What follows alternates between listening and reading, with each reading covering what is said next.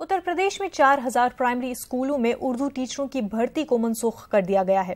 Primary education के chief secretary doctor Prabhat Kumar ने इस सिलसिले में अहकाम जारी किए हैं। आपको बता दें, 2016 में समाजवादी पार्टी की हुकूमत ने उर्दू प्राइमरी टीचरों की भर्ती का फैसला किया था, लेकिन योगी हुकूमत ने इक़्तिदार में आते ही इस पर रोक लगा दी थी। योगी हुकूमत का कहना है कि स्कूलों में उर्दू प्राइमरी असातिज़ा की तादाद पहले से ही ज्यादा है, इसलिए अब मजीद भर्ती की कोई जरूरत नहीं है। हालांकि हाईकोर्ट ने टीचरों की बहाली का हुक्म जारी किया है। हाईकोर्ट में अब उत्तर प्रदेश हुकूमत नजरसानी दरख्वास्त पेश करने की तैयारी कर रही है।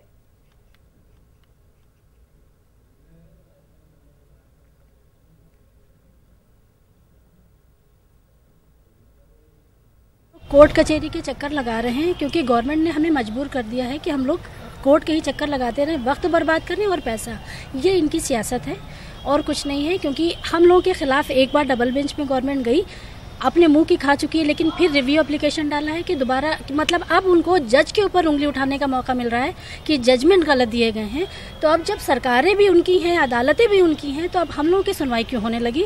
क्योंकि उर्दू ज़बान को ख़त्म करने के लिए मुहिम चालू है। हमारी जो उर्दू ज़बान है उसको महफूज रखें, क्योंकि उर्दू ज़बान हमारी मादरी ज़बान है और जब तक कि उर्दू टीचर का अपॉइंटमेंट नहीं होगा उर्दू ज़बान की हिफाजत नहीं हो सकती है। ये सरकार शायद योगी सरकार नहीं है, मुझे तो ढोंगी सरकार लगती है, क्योंकि ये झूठ बोलना, हाई कोर्ट के आदेशों को ना मानना, हम तो सोच रहे हैं कि आत्मदाह कर लें। इतने दिन इंतज़ार में ही वक्त गुजर गया है और अब आखिर में बच्चे भी नहीं पल पा रहे हैं, पढ़ा भी नहीं पा रहे हैं, खिला भी नहीं पा रहे हैं, तो आखिर में नतीजा यही होता है कि हम सुसाइड कर लें। और उर्दू को बढ़ावा देना चाहिए, क्योंकि जब हमारे ये हिंदुस्तान से अगर ये उर्दू का चेहरा हट गया तो कहीं तहजीब और जो उर्दू का ये तहजीब अदब का जो लखनऊ मरकज़ है ये बिल्कुल निष्प्राण हो जाएगा, कुछ नहीं रह जाएगा।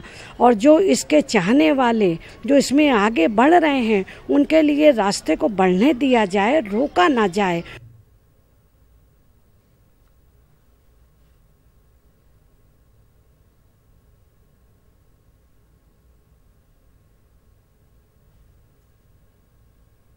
देश की दूसरी सरकारी ज़बान है, उस सिलसिले में सुप्रीम कोर्ट के भी डायरेक्शन है कि उर्दू को फ़रोग़ दिया जाए, लेकिन उसके बावजूद भी अभी जिस तरीके से उत्तर प्रदेश सरकार ने उर्दू टीचर्स के अपॉइंटमेंट से मना कर दिया है, हम ये समझते हैं ये बहुत ही ज़्यादा अफसोसनाक है और उत्तर प्रदेश हुकूमत को चाहिए कि इस पर दोबारा गौर करें और उर्दू टीचर्स के अपॉइंटमेंट को यकीनी बनाएं, जिससे कि उर्दू ज़बान को और ज़्यादा फ़रोग़ दिया जा सके। बिहार के हाजीपुर में मॉब लिंचिंग का एक वाकया पेश आया है, जहां एक शख्स को मोबाइल चोरी के इल्जाम में बिजली के खंभे से बांधकर उसकी पिटाई की गई। इस दौरान सैकड़ों लोग तमाशाई बने रहे। पुलिस ने मौके पर पहुंचकर नौजवान को हुजूम के चुंगल से आजाद कराया।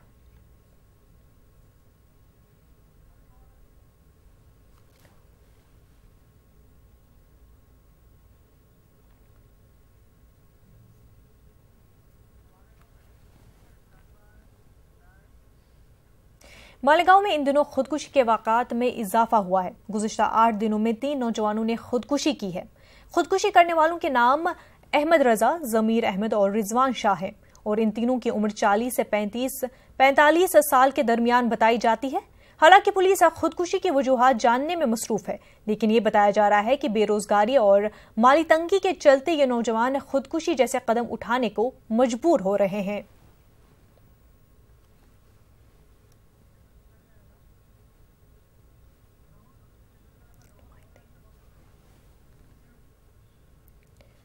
हमारे नुमाइंदे ज़हूर इस वक्त हमारे साथ मौजूद है। ज़हूर, ये बताएं कि पूरा मामला है क्या?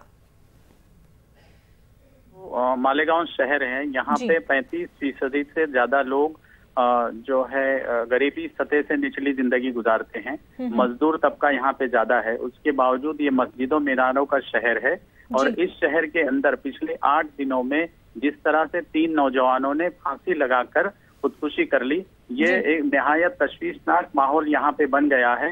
बेरोजगारी बढ़ती जा रही है, महंगाई भी बढ़ती जा रही है। लोग ये शक जाहिर कर रहे हैं कि इन तीनों नौजवानों ने बेरोजगारी और लगातार महंगाई जो बढ़ रही है उसकी वजह से खुदकुशी कर ली है। जी ज़हूर, और पुलिस इस मामले में तफ्तीश कर रही है, तो क्या कुछ जानकारी हासिल हो रही है? पुलिस इस मामले में तफ्तीश कर रही है कि इनके हालात कैसे थे, इनके घर में कितने लोग थे, ये काम किस तरह से रोजी रोटी कमाते थे, ये सारी जांच हो रही है उसके साथ में।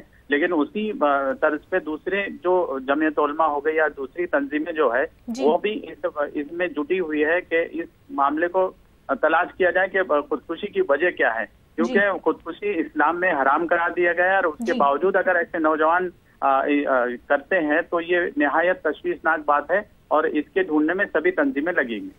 ज़हूर, क्योंकि बताया जा रहा है बेरोजगारी एक वजह हो सकती है क्योंकि उनकी माली हालत जो है सही नहीं थी, तो इस पूरे मसले पर हुकूमत की जानिब से कोई बयान अभी तक आया है?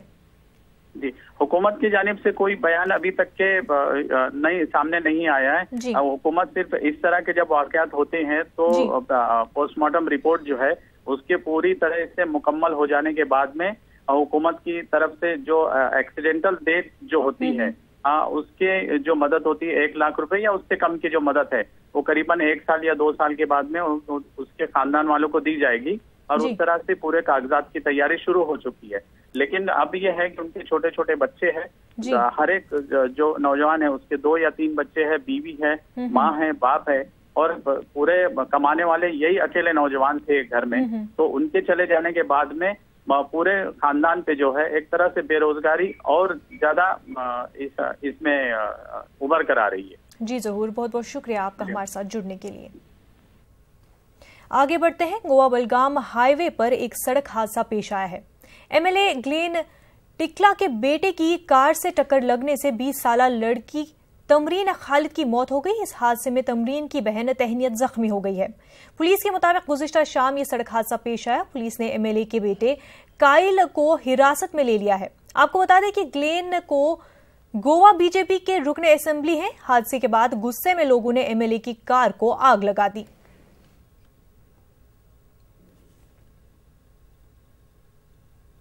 आज फिर पेट्रोल डीजल की कीमतों में इजाफा हुआ है। दिल्ली में पेट्रोल फी लीटर 23 पैसे और डीजल 29 पैसे महंगा हुआ है। दिल्ली में अब पेट्रोल फी लीटर 82 रुपए 26 पैसे और डीजल 74 रुपए 11 पैसों में मिल रहा है। वहीं मुंबई में पेट्रोल की कीमत में 23 पैसे और डीजल की कीमत में 31 पैसों का इजाफा हुआ है। इस हिसाब से मुंबई में अब पेट्रोल 87 रुपए 73 पैसे और डीजल 77 रुपए 68 पैसे में मिल रहा है।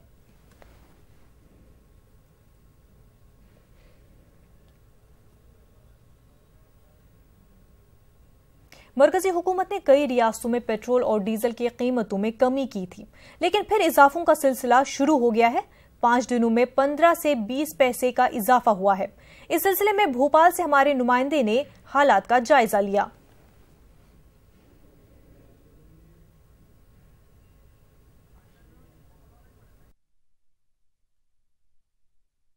पेट्रोल और डीजल के दामों में एक बार कमी करने के बाद अब धीरे धीरे फिर से बढ़ोतरी की जा रही है। लगातार जो पेट्रोल और डीजल के दामों में धीरे धीरे से जो बढ़ोतरी की जा रही है उसमें अब जो पेट्रोल और डीजल है वो कुछ पैसे आगे बढ़ना चालू हो गया है, जिससे जो पिछले दिनों पेट्रोल और डीजल में 5 रुपये की कटौती की गई थी उसके बाद अब जब कुछ पैसे बढ़ रहे हैं तो लगातार वही हाल हो जाएंगे जो पहले कमी हुई थी और कुछ ही सप्ताह में ये जो कमी वाला दाम था वो अब बढ़कर एक इक्वल हो जाएगा, जिससे जो आम जनता है उन्हें जो पहले राहत के साथ महसूस हो रही थी वो कहीं ना कहीं एक बराबरी वाले भाव पर आ जाएगा और लोगों को लगेगा कि जो पेट्रोल और केंद्र सरकार और राज्य सरकार ने मिलकर जो पेट्रोल डीजल के दामों में कमी की थी वो कहीं ना कहीं एक दिखावा था। कैमरा पर्सन फैजन का के साथ जितेंद्र शर्मा, न्यूज़ 18 भोपाल। गुज़िश्ता हफ्ते 7 रोहिंग्या तारकीन वतन को म्यांमार सुपुर्दगी के बाद दिल्ली में मुकीम रोहिंग्या मुसलमानों में खौफ का माहौल है। यहाँ 500 गज की जमीन में 300 रोहिंग्या कसमपुरसी की हालत में जिंदगी गुजार रहे हैं। उनका इल्जाम है कि यहाँ दिल्ली पुलिस और मुख्तलिफ सरकारी एजेंसियों के मुलाजमीन वेरिफिकेशन के लिए आ रहे हैं और उनसे ऐसे फॉर्म भरवाए जा रहे हैं जिनमें म्यांमार वापसी की ख्वाहिश जाहिर करने की बात है। दूसरी जानब इंसानी हकूक कारकुन रोहिंग्या मुसलमानों को म्यांमार रवाना किए जाने की सख्त अल्फाज में मजम्मत कर रहे हैं।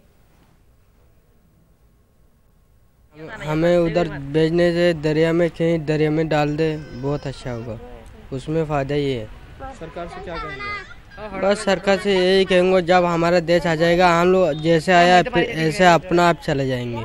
हमें बहुत डर लग रहा है इस बारे में। तो हम अभी भी मीटिंग में गए थे, जो UNHCR कार्ड जो दिया है उनसे हमने मीटिंग रखा है यही बात करने के लिए। हमें रिफ्यूजी कार्ड मिला है, 2012 से हम यहीं पर रह रहे हैं।